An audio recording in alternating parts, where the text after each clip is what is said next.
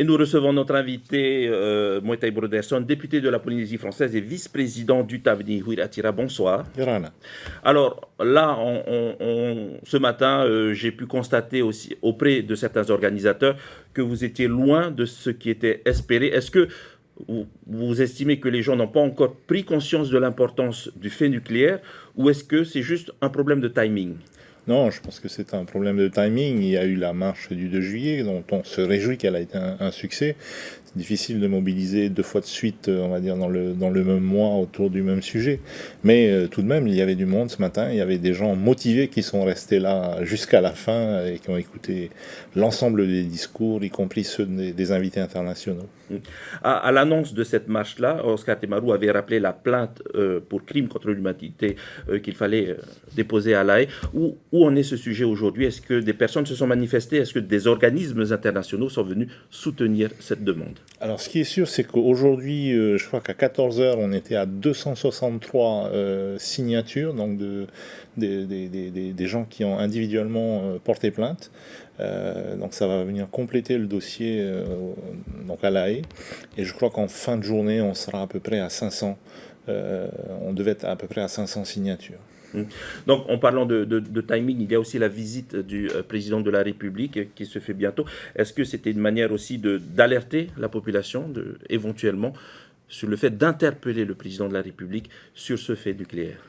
Je pense qu'il faut effectivement que le président lui-même fasse un examen de conscience et se demande pourquoi il vient. Je crois que ça c'est important. S'il vient pour faire une opération de com à 10 mois des élections présidentielles, récupérer quelques tifs des sculptures de droite et de gauche et s'entendre chanter la Marseillaise par des petits-enfants, bon, autant qu'il reste à Paris et que les contribuables français fassent l'économie des sommes considérables quand tel voyage coûte. Donc, aujourd'hui, est-ce que vous avez un autre message à lui adresser, justement, outre celui, l'espèce d'avertissement que vous venez d'adresser? Est-ce qu'il y a des demandes que vous allez formuler officiellement auprès du président de la République? Les demandes, il les connaît déjà. Elles ont été formulées le 17 juin au travers de la proposition de loi que j'ai déposée à l'Assemblée nationale et donc, sur laquelle il a donné consigne à sa majorité de la balayer d'un revers de main. Les demandes profondes du peuple polynésien, elles sont connues. Ça commence par une demande de pardon. C'est je pense, le préalable incontournable.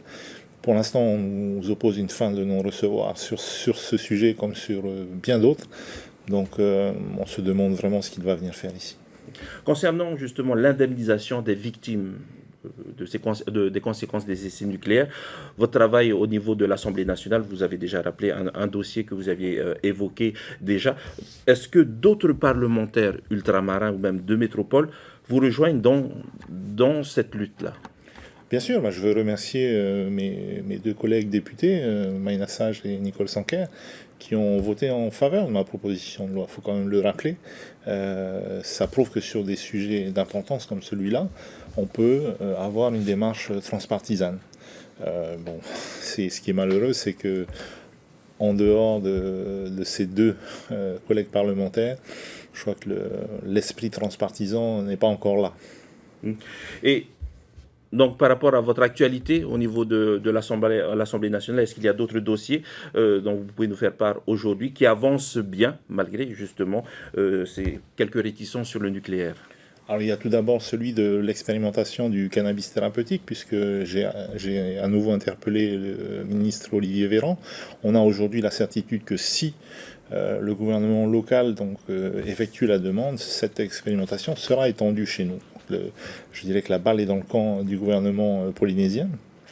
Il va falloir qu'ils nous confirment qu'ils vont bien faire cette demande.